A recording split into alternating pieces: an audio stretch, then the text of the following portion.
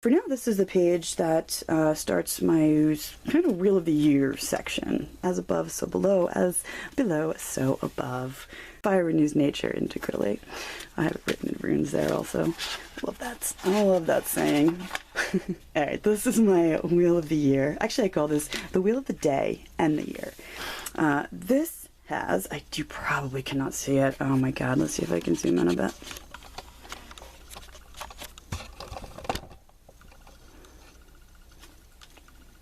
Not sure that that's any better. You can see a little bit of the writing there. We have the 4 seasons here, and all the high holy days, all the Sabbats, and their dates, and then my runic half months all the way around. This actually goes this direction. So the runic correspondences here, and the astrologic, actually go for the time of the day and the time of the year. The whole thing just works out nicely. At the bottom, I just have the rough dates for zodiac signs. Let me zoom back out. That's my cup. That's my TARDIS mug. Cheers! I have a TARDIS collection. I have a tarot and a TARDIS collection. This page, I have another wheel here. This goes over the 12 months with their like Old Norse northern names and the zodiac sign that would be in, and then also, this is my favorite part, the 12 palaces. That's what Frigga calls them, and that's where I agree with her associations 100%. And by the 12 palaces, I mean like Thrymheim and Sokvabek and Gladsheim and Bilskirnir and all those Folkvang, all the different homes of the gods, you could say. And she's just had the most perfect associations. I love them. They're all here. And then the next page, the next couple of pages is devoted to those northern months, their names, and I have their associated runes or their associated half months for each one. Here's another one. This is sort of an alternate way of dividing the runes for me, which I think works beautifully also throughout the Wheel of the Year and the High Holy Days. Next up, I had to do a little moon phases page. Like, what's a Book of Shadows without a moon phases page? I'm actually really happy with the way this came out. I think it looks beautiful. This was fun to draw. I used my metallic markers again, and I found this paper that has this great little, like, owl in the corner. It's so pretty. And this talks about just that, the phases of the moon. Excuse me, I did a little drawing of each one, its name, you know, what it looks like. Also, its rising time and its setting time, like the full moon rises at sunset and sets at sunrise. You get the full moon for the whole night. So yeah, I mean, these are all just sort of approximate, but it really does work out that way. And then over here I have listed just basically some keywords for the different energies associated with that phase of the moon for me personally. Like what kind of magic is best done by which moon phase. And then over here, might be the last little scrapbooking sort of thing I have in here. I shoved a little peacock feather in there. I like him there. Let's not burn him. Oh my lord, let's put him in the candle. So you tarot people out there might recognize the backs of these cards. This is the extra cards from the Pagan Otherworlds. Are you gonna stay? Sort of, yeah. From the Pagan Otherworlds deck. It's the moon phases cards that come with that tarot deck. And they're beautiful. And if you can see, there's like this gold glittery stuff on the light side of the moon. It's beautiful. I can't really get it on camera. Whatever. But they're great. I had kept them with my tarot deck for a while, thinking that I was going to use them. But, I mean, for God's sake, there's 78 cards already. Like, you don't need any extra tarot cards. So, I like using these for other reasons. Even if the moon is sort of in that phase, it's nice to have a physical representation right in front of you if you can't see it. And just to use it to invoke that energy as a symbol of that energy during ritual and spells and magics and whatever. I also have here an evening prayer to Mani, god of the moon. It's a beautiful prayer. Oh wait, let me put my peacock feather back in. Stay. I just created a pocket for this kind of the same way. I don't know, I just taped and glued in there, but I don't know why I did it on the other side. I'm not sure what I was thinking. I have another pocket on the other side that I could put something in, but I don't know what yet. Okay, I have full moon ritual. Oh, that's ritual. And then I have an ode to Sana. This is like a little prayer to the sun. Another one here. I love that one. Didn't that come out pretty? I just printed that. Okay, whoops, I hit my camera. This, I don't know if you can even see this. Probably not, because it's all in pencil. I held off on actually finishing this page for a while because I wasn't sure if it was something I wanted to keep doing. All of a sudden, my book was like filling up. I was like, I don't know if I should make a big old painted cover page for each one of the Sabbats. I was so inspired by other people's books and how pretty those kind of pages look. And I'm still not sure if I want to do it. I think I gotta do, actually, because this page looks really cool. I think it'll look beautiful. I did this little, like, evergreen star up here, and all this, like, holly and leaves and evergreen trees and the snowy bank. Like, it could be really beautiful. I guess they don't have to be 2 pages as a cover page for each holiday, but anyway, I was a little hesitant on that, but I might just do it anyway. I don't actually have everything in here, though, for the Sabbats either. I have some chants and some prayers and some information about Yule, and that's kind of as far as I got with this section so far. I have Candlemas, poem, hymn thing, a midsummer song. I just a couple things in here. This is an Ostara prayer for the holiday, to Ostara, but for Ostara also, for the holiday, not just to the goddess. And I got a picture in here. I love that picture. And then I have my Disa blot, which I tend to do at winter finding, fall equinox, or celebrate for Imbolc, or Candlemas. Okay, so that's all I have for my Wheel of the Year section. It's sad, I know, but I will eventually transfer all my rituals and my songs and my poems and all that good stuff into that section. Okay, this is another one that I drew and painted myself. I didn't trace that. Oh my god. I took inspiration, though, from, oh my god, I'm not going to think of her name. Stephanie something or other. The woman who did the Shadowscapes tarot. She's got so many beautiful, like, images on Pinterest of her work and stuff, and I definitely took a lot of inspiration from one of those for this guy.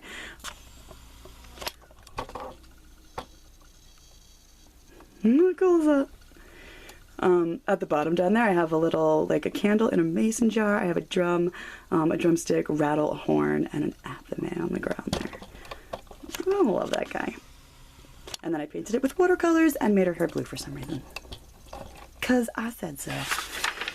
First, I have a couple of quotes up here that remind me how it's all about willpower in what you create. In doing magic, it's not about, like this one sort of talks about that, it's not about waiting for a sign, it's all about just making it happen, and it's all about will and intention. And this one down here is another Blavatsky quote, but I love it. I have to read it real quick. It is an occult law, moreover, that no man can rise superior to his individual failings, without lifting, be it ever so little, the whole body of which he is an integral part. In the same way, no one can sin, nor suffer the effects of sin alone. In reality, there is no such thing as separateness, and the nearest approach to that selfish state which the laws of life permit is in the intent or motive.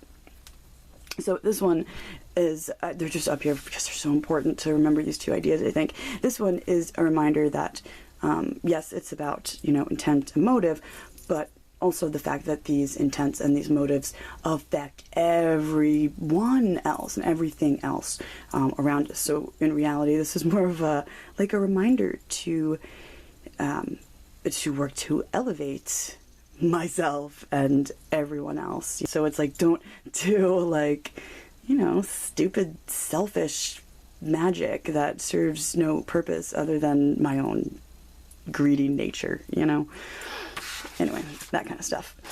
That was I love this spell. That's a little hosting spell. This is a beautiful binding spell.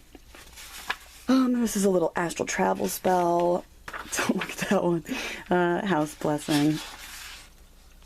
This is a page I'm still working on. It's probably really hard to see. Oh, it's going to be so pretty, though. It's charms, spells, and little things that are little, that don't take up like a whole page. Little stuff.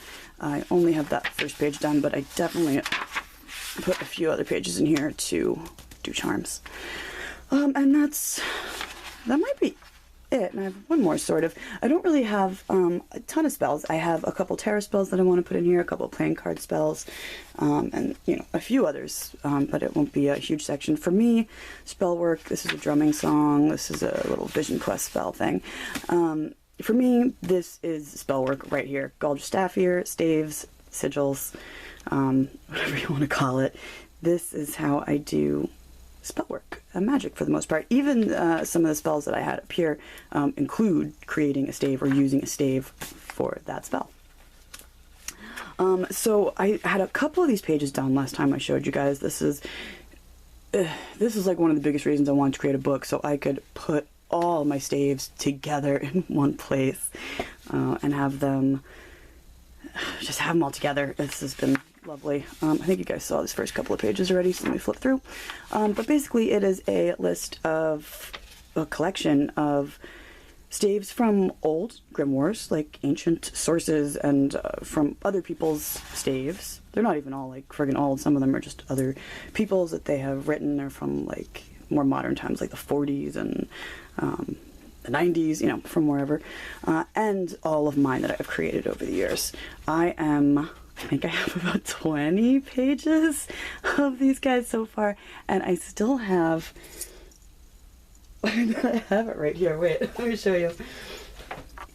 And I still have... Are you ready for this? I still have these notebooks to go through, two of which have a lot of staves in them. So, yeah. There'll be a few more pages coming. This is definitely a section that will forever be being added onto as I create more.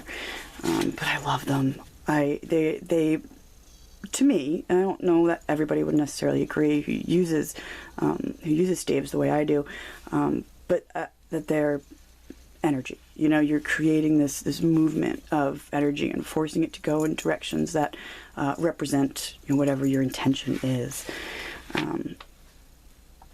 So yeah, there's a lot of them. They're beautiful. I did some of them in red ink, and some of them just a fly. Go away.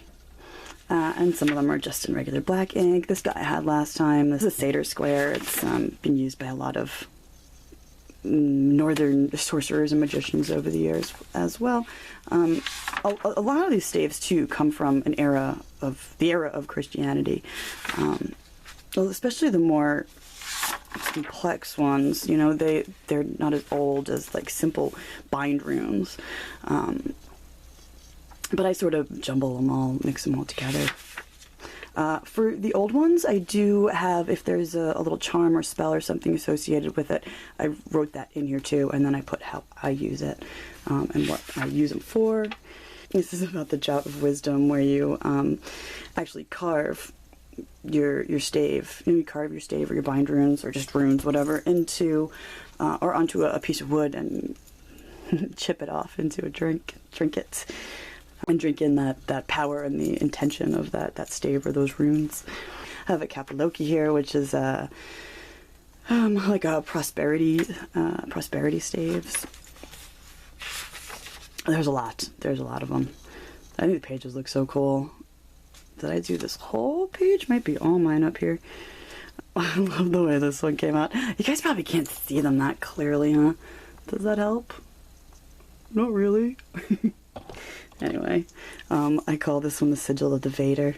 It's, I use this one sort of for, you guys ever heard of like astral servitors? You know, you create an intention and you have an astral entity sort of carry it out for you, so that there's work being done in the astral to help manifest in the physical.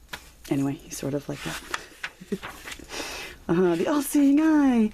Oh, I got 3 pages here devoted to the Rudicross, which is a protection, basically a protection sigil. There's 3 famous versions from 3 different manuscripts of it, and they're all, you know, they look a little bit different, but it's all the same stave. So that's your first version. There's this one. And then this one, I love the way they came out. This one's actually really cool too. I mean, I added the tetramorphs, the evangelists around in the four corners here. I think it was sort of on there originally, actually, too. But there's something really cool about some of the later, really complicated staves. You know, there's a lot of little references throughout to like Kabbalistic things and other sort of magical sources and references to things like that. It's very cool. These are my staves that I made to the planetary intelligences, let's say, to invoke or banish certain those energies. This is an Utaseta stave. This is one of my favorites. I love this guy. Sitting out is a practice that I love.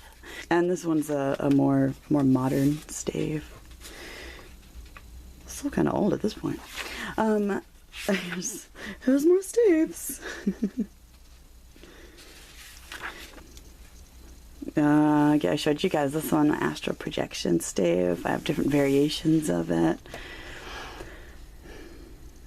I have several different variations of it for serving different purposes. Dream magic, Galdrabok. This one's for protecting sacred space. Invocation, Gapaldor. The Sweppenthorn. The first one,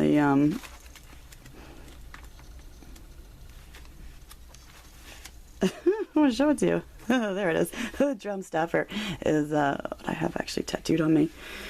I see lots of people like yelling at other people when they get like a Goldra staff here tattoo, a stave tattoo, saying how, you know, this is supposed to be carved on oak or in metal, and you know, you tattoo it on you. It's crazy. That's not how it's meant to be. That's not proper magic. And screw them. Screw those people. Don't just like get it tattooed on you. It just won't have any meaning then, I don't think. I don't think anything bad's gonna happen to you. It's just dumb then.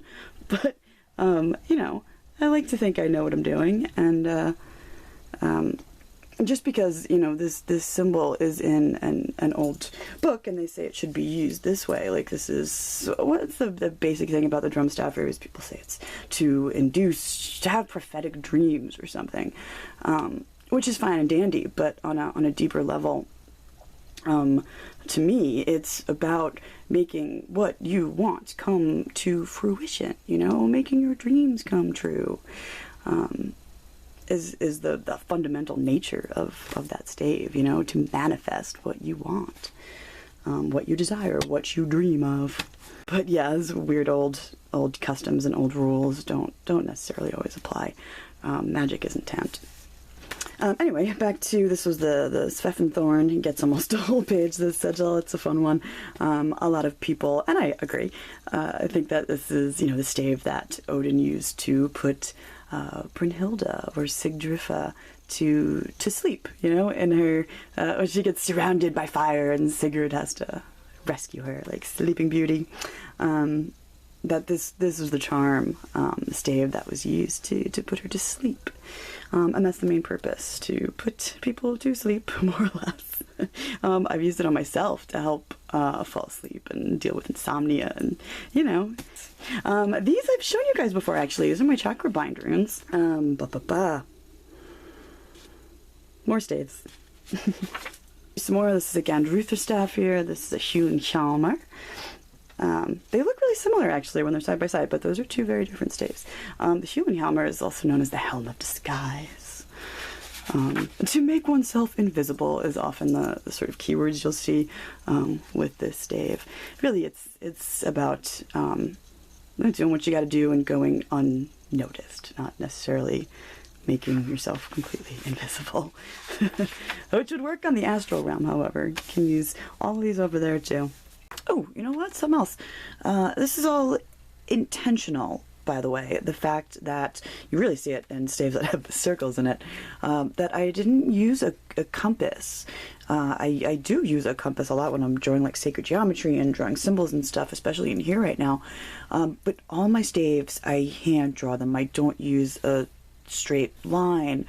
I just take my time and do it as good as I can, and that's intentional. I want to be responsible for every single mark, every angle, every shape when I am writing a stave or carving it, or using it magic, whatever it is.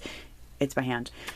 Anything else, I don't care. I'll try and make it, perfect if I can. But I just a little habit, ritual that I have, and it's 100% intentional. They look really cool when they're done. Like, this one actually doesn't look really that even, but it's okay because it's all me. That's all me in there, and it's good.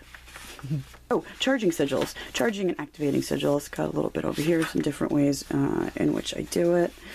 And then just more freaking staves. And more staves. Here's the staff here, and a stave for waking the dead. That's a fun one. Faith staff here. Fishing stave.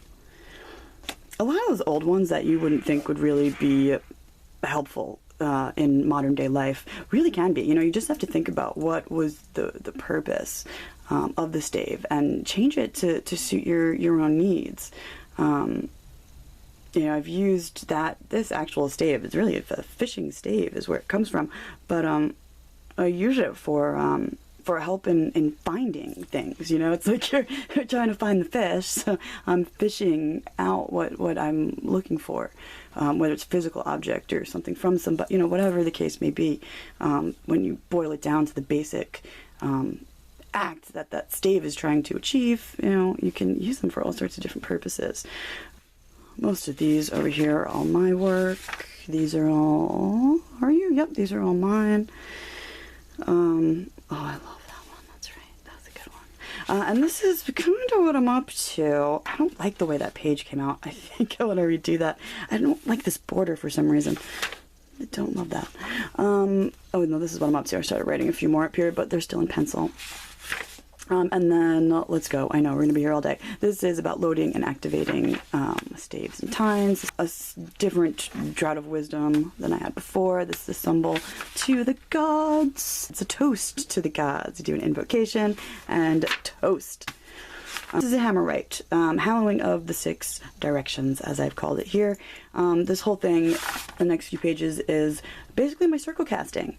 It's a runic circle followed by a hallowing with the hammer in each direction, in each of the 4 directions, and above and below. Circle casting, circle closing kind of thing. Oh, I drew this one. How cool did he come out? It's Odin on Sleipnir. He's got 8 legs. I'm going to put on that page yet. All right, next is a chant or a song that I really, really love. It's a beautiful, beautiful song.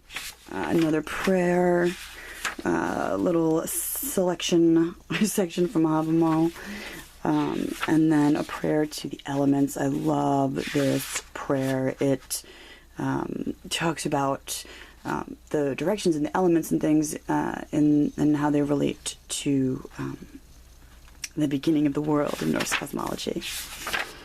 This is a bloat to commune with the gods. A short ritual of sacrifice to the gods, which really, I think in this case, is just pouring out a bit of your drink to the gods. This is the 9 Noble Virtues. I don't know if I'm going to keep this page or what I want to do with it just yet. Oh, I absolutely love this. This is another one, actually, that I found on Odin's Gift. That's a wonderful website. I think Michaela Maka, if I say the name right, runs that website. She? I think it's a she. I assume it's she. She's contributed to like the northern tradition for the solitary practitioner, that Galina Kraskova and Raven Caldera book.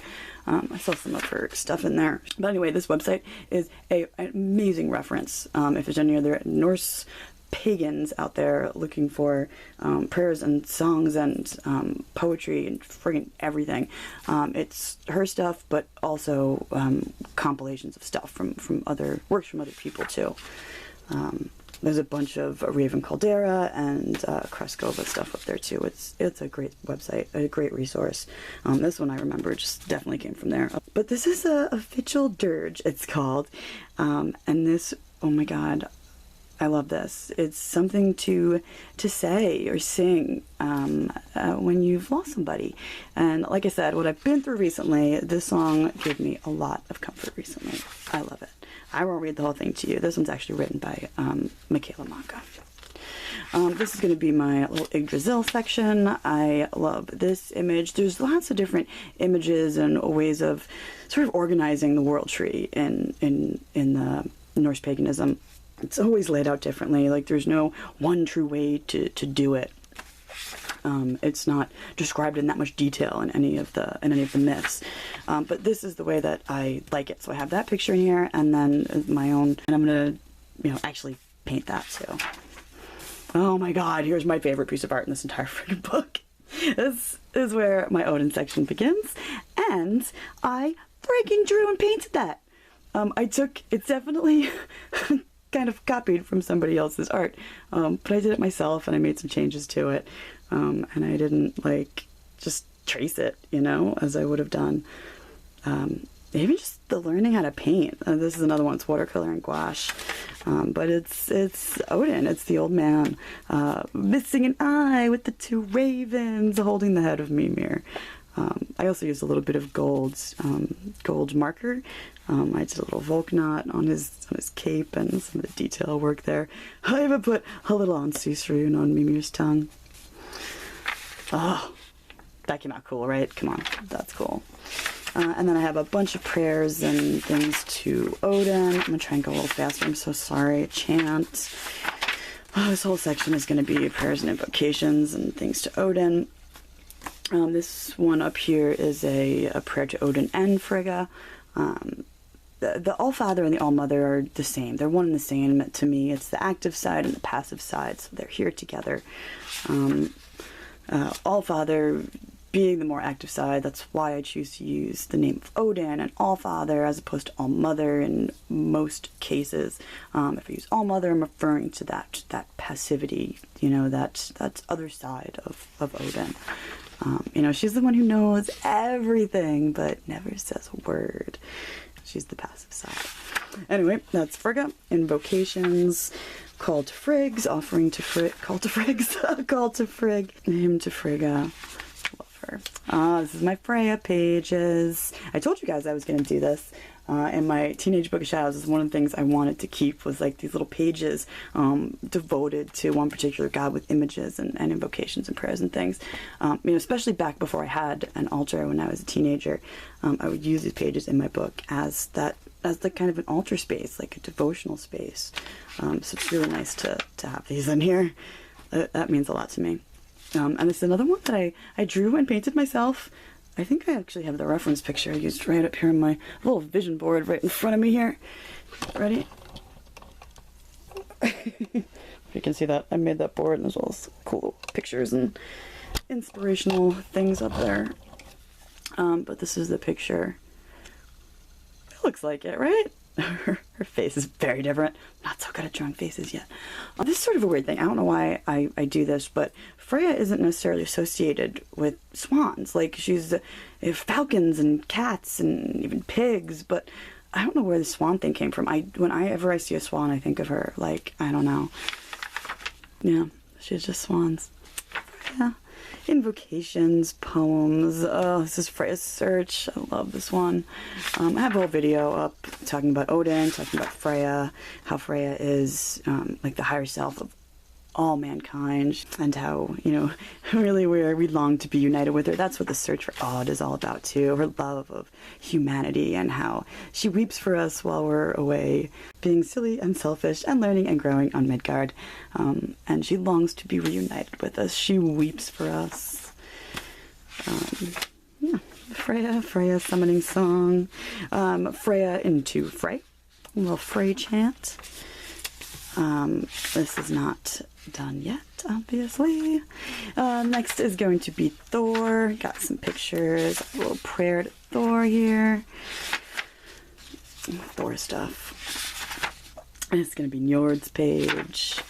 I don't actually have a page for Nerthus, but I have a whole rite in here. Because I love this rite. This one actually, if I'm not mistaken, came from, what is it called? The ADF, the Druid the Druid people. They have quite a few things like that are more sort of Anglo-Saxon based, and I like taking some of their stuff. Beautiful things, you know. Like I said, I changed stuff, but I love this ritual. And then I have an invocation and prayers to Nerthus. This is Hell's song. Invocation to Hail. It's a prayer to Balder, Balder's page, Nana's page, Bragi's page. I don't have all of the gods in here just yet, but this is Heimdall. Next, I don't have a page for Aegir, but this is Aegir's 9 daughters. This is a song to each one of them. This one I definitely found on Odin's Gift, that website. I'll link it below. But I want to say they're all by Raven Caldera. I don't think I have who wrote them here. Oops, whatever. But it was so cool to have one to each of the 9 waves. Aegir's daughters and Heimdall's mothers. I have a little picture here. I love this one. Oh, they're both of that. This is the 9 waves giving birth to Heimdall. Next up, this is going to be a section devoted to the Norns. This probably should be up by Thor. I'll have to move her. This is Sif. And this is Tyr. And that's it for now. Okay, moving right along. This is a prayer to your guardian spirit. And then afterwards I have this nice little section all about higher self, lower self. That's private. That's between me and higher self. I have 2 rituals here actually. These are friggin' wonderful. Working on this book has gotten me to do ritual again, and it's been really fun. But these are both, well, the bones, like I said, I changed stuff, but the bones of this are from Diana Paxson's book, Taking Up the Runes. The first half of that book is all about the runes, and then the second half, for like every 2 runes, she gives you a beautiful ritual, and in like each one of those rituals, there's these gorgeous guided meditations that I love. That's my favorite part of them. This one is lighting the need fire and meeting the Norns. It's a ritual. It takes you, down the tree to the well of earth. And there's sort of a similar thing that happens in this one, a transformation at the tree and the well. And I tweak some of the words and stuff to fit in better with my views. Okay, guys, we're almost done. I didn't think it would be this big of a section, but I have this whole chunk right here that is all devoted to Sanskrit mantras for different purposes. Mantra to manifest abundance, chakra mantras, and a little bit of everything. I really enjoy Sanskrit mantras. I have some mantras for each one of the planets. I didn't think I wanted that many in here. I mean, there's way more than this that exist. But it looks like so many when they're all together.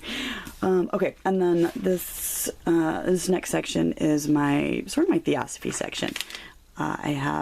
It's all about like basics of sort of theosophic ideas. Oh, that's the short version of the universal invocation.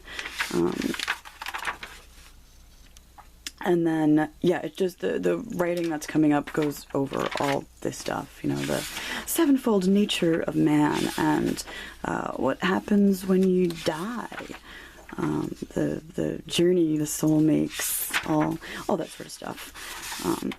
I love theosophy. The only, I'm just flipping through real quick so we can get through this. The only thing that, I don't love about it is, and not that they would necessarily say it's you can't be a theosophist if you do ritual and magic and all that kind of stuff.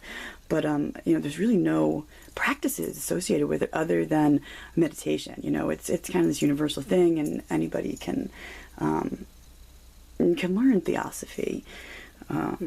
I think it makes a lot of sense. I think it speaks a lot of truth. But I do like that I can apply those ideas and those beliefs to everything else that I do. I think it works beautifully. Anyway, this little page I made for the vehicles of the soul talks about the different bodies: causal body, mental body, astral body, physical body. And I did this cool little network along the side. This is more Tool songs, Parable and Parabola. I love this one. and this is actually what I have tattooed on me. I can't show you that one, it's on my back. When I remake the video, you'll see. It says, embrace this moment. Remember, we are eternal. All this pain is an illusion. So good.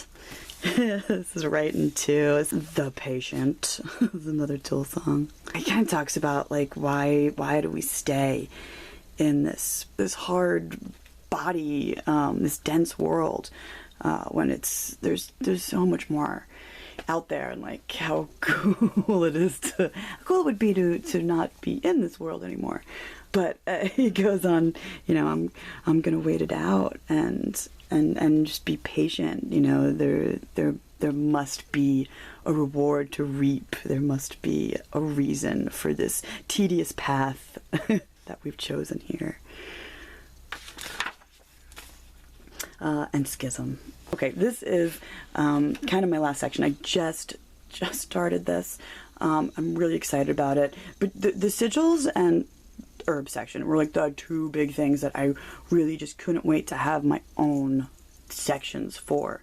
I have printed out pictures started with the herbs that I just use the most. So this is where it starts. This is Mugwort.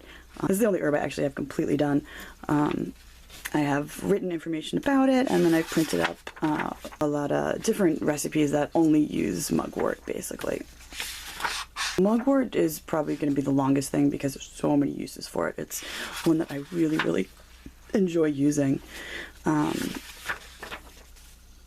Okay, there's the end of Mugwort. How freaking cool do these pictures look printed out on this parchment paper? It just makes the color like pop off the page. And then in this like modern calligraphy, I did the name of each herb, and I'll have the scientific name below it, just like I did for Mugwort. Artemisia vulgaris. But yeah, that's the only one that's done. The rest of this is all herbs. And for most of them, I literally just have the pictures printed that I chose. That was quite a process, and just the name at the top. Like that's it so far. This is gonna be a process. It's gonna take a little while to get all my information out of my notebooks and in here. There'll also eventually be a section with just herbal recipes, teas, and poultices and friggin' salves and everything, all that stuff will be separate at the end. But that's mullein, passion flower. I don't print out every herb in the world, but the ones that I use on a regular basis, I started with these, and there's still a lot more than I thought there'd be. Jasmine, lavender, eucalyptus, beautiful. I just love some of these images I found.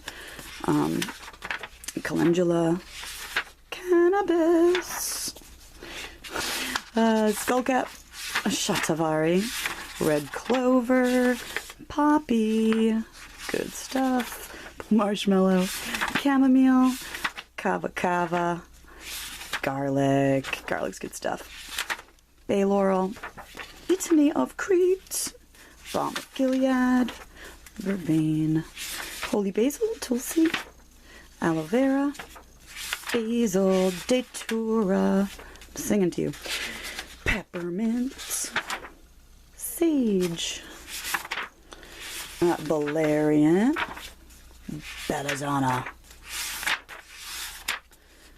Oh, he didn't get put into pen yet. This is ginseng,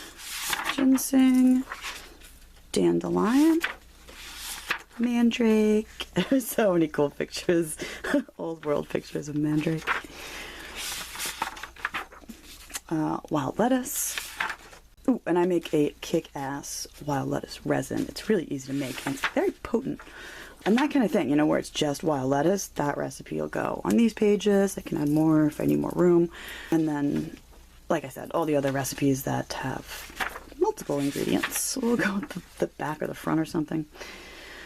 Yarrow, turmeric. Oh, you guys, that's it. You're kind of at the end of my book right now.